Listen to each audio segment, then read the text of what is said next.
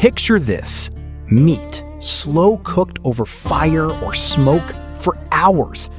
Today, barbecue is a global obsession, with entire competitions, world championships, and religious devotion to regional styles.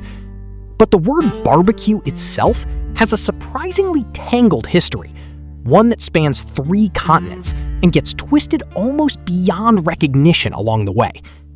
Welcome back to the channel.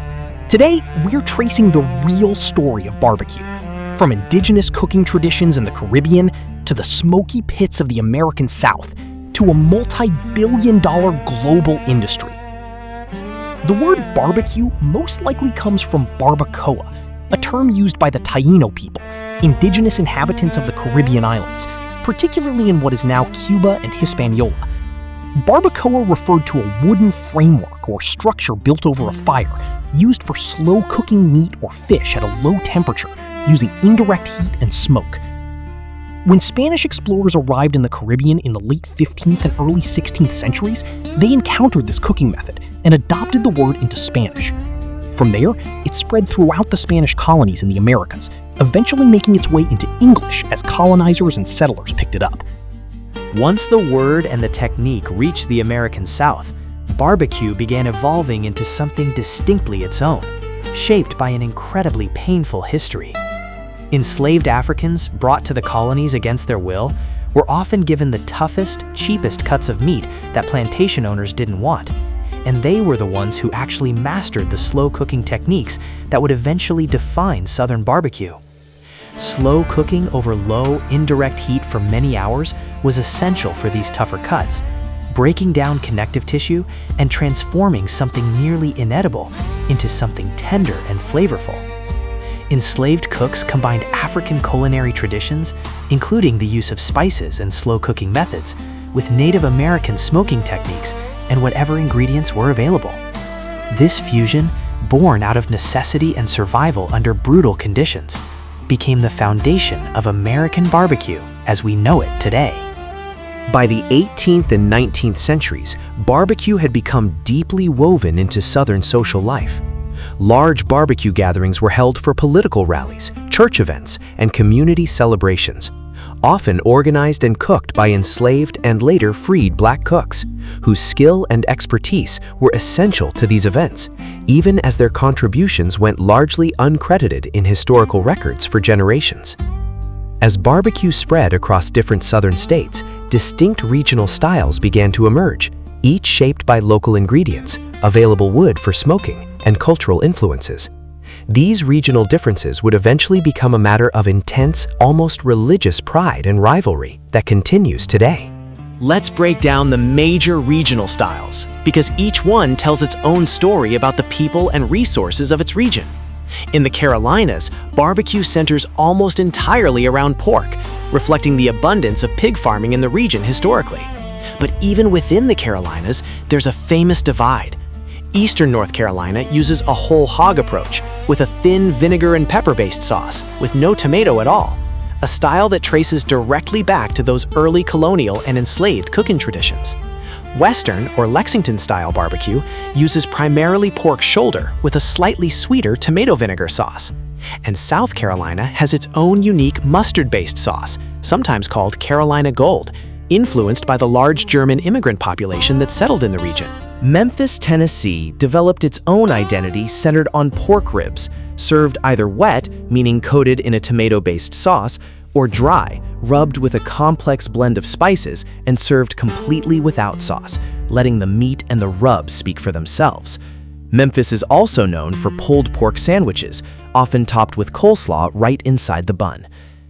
Kansas City, Missouri became known for an incredible variety of meats prepared barbecue style, not just one specific cut, and for its thick, sweet tomato and molasses-based sauce that most people picture when they imagine classic American barbecue sauce today.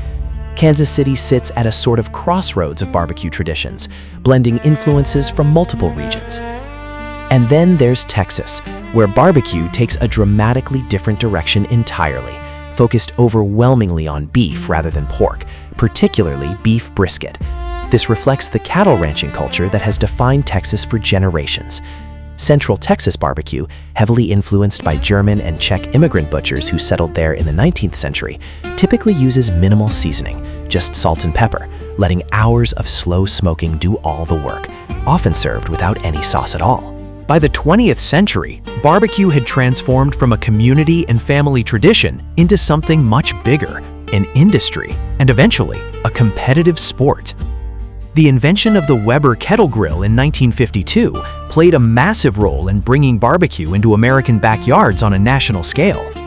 George Stephen, a metalworker at Weber Brothers Metalworks in Chicago, was frustrated with flat, open braziers that didn't cook food evenly and let ash blow everywhere in the wind. He cut a metal buoy in half, added a lid and vents, and created the first kettle grill.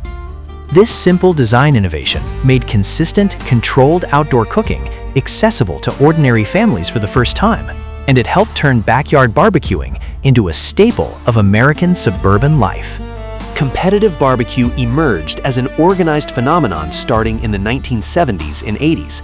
The Memphis in May World Championship Barbecue Cooking Contest began in 1978, and the Kansas City Barbecue Society was founded in 1985, eventually becoming the largest barbecue organization in the world, sanctioning hundreds of competitions and establishing standardized judging criteria for things like appearance, tenderness, and taste.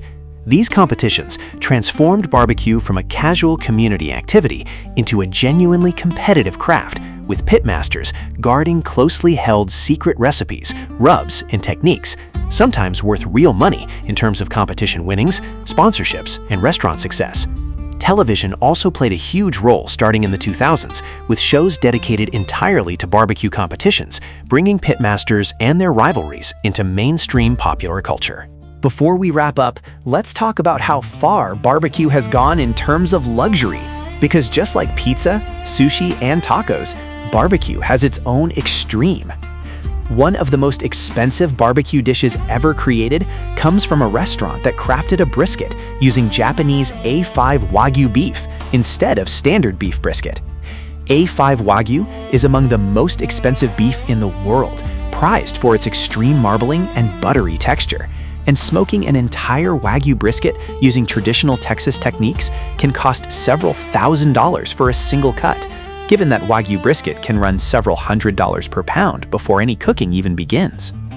Some high-end barbecue restaurants and pop-up events have created tasting menus featuring Wagyu brisket, dry-aged for weeks before smoking, priced at several $100s per plate, transforming what was originally food born from necessity and the toughest, cheapest cuts available into one of the most exclusive dining experiences in modern American cuisine.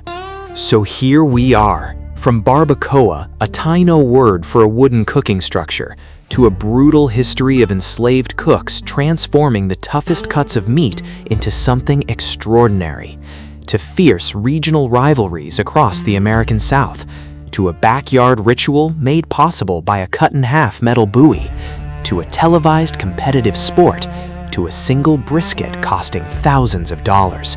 Barbecue carries one of the most complicated and important histories of any food we've covered on this channel, born from survival, shaped by culture and migration, and eventually celebrated as one of America's defining culinary traditions. Through every transformation, the core idea never changed: low heat, slow time, and smoke, turning something simple into something unforgettable. Today, barbecue is celebrated worldwide, with countries developing their own versions inspired by American styles, alongside their own ancient grilling and smoking traditions that existed long before any of this. And the next time you take a bite of perfectly smoked meat, remember, you're tasting centuries of history, struggle, and incredible skill. Thanks for watching. If you enjoyed this story, subscribe for more. See you next time.